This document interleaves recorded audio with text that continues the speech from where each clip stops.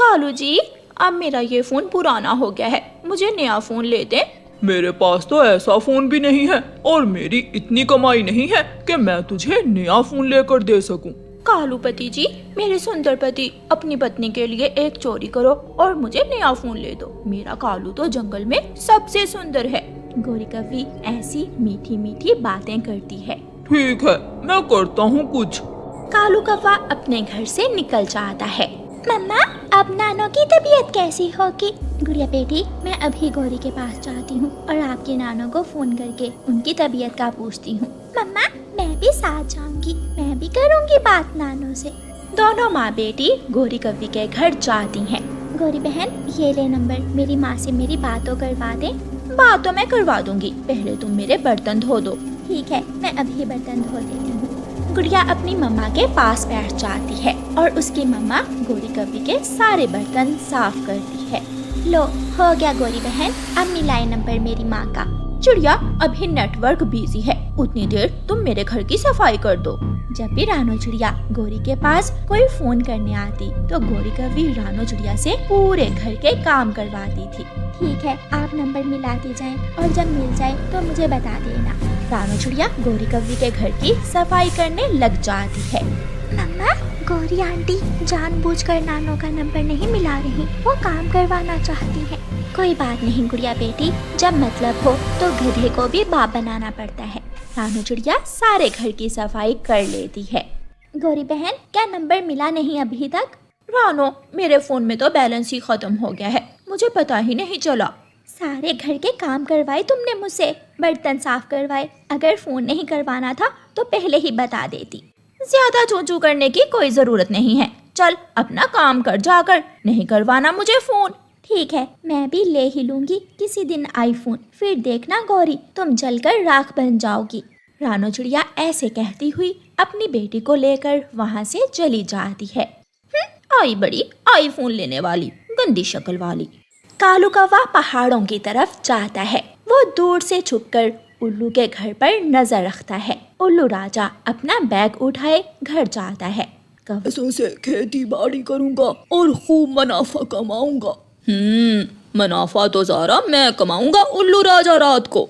कालू कौवा ये सब देखने के बाद वहाँ से चला जाता है। माँ, अब ठीक है आप?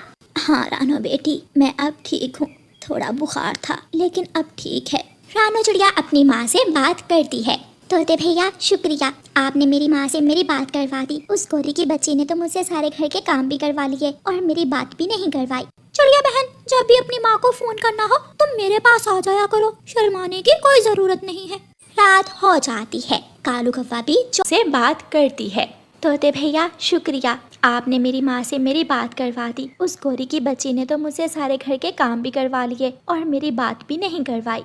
चिड़िया बहन, जब भी अपनी माँ को फोन करना हो तुम मेरे पास आ जाया करो, शर्माने की कोई जरूरत नहीं है।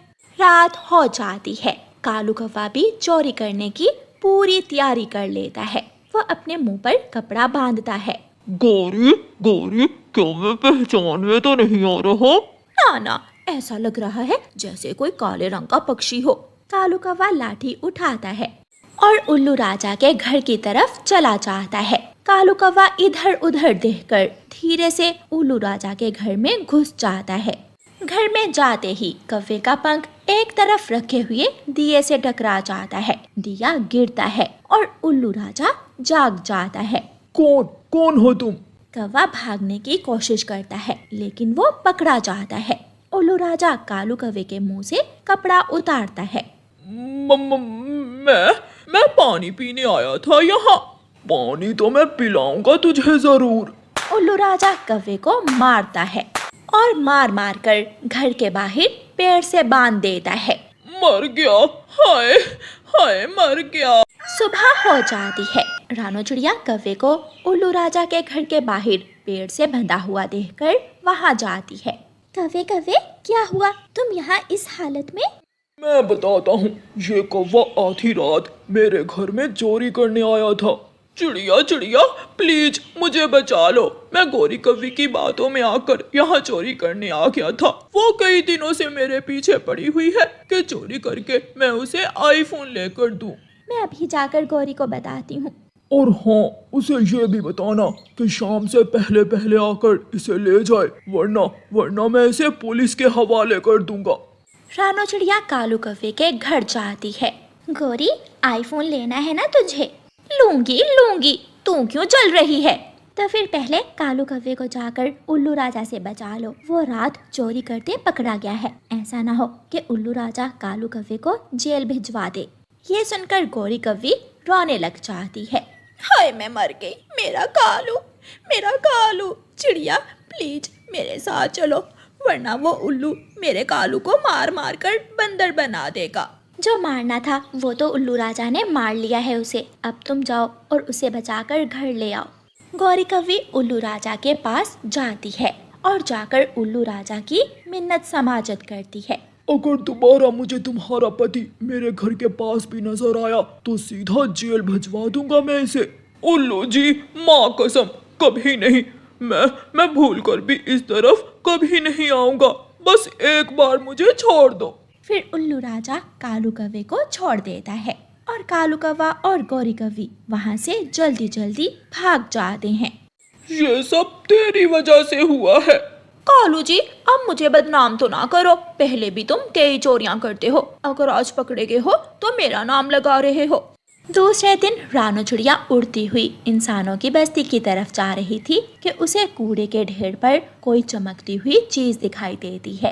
रानो चिड़िया वहाँ जाती है। अरे, ये तो आईफोन है, शीशा तो ठीक है इसका। मैं इसे कबूतर के पास ले जाती हूँ, हो सकता है ये काम ठीक करता हो। फिर रानो चिड़िया वो पुराना आईफोन कूड़े के ढेर से उठाकर कबूतर चाचा के पास ले जाती है। ये तो बिल्कुल ठीक है, बस थोड़ी सफाई करने की जरूरत है। मैं अभी इसे ठीक कर देता हूँ।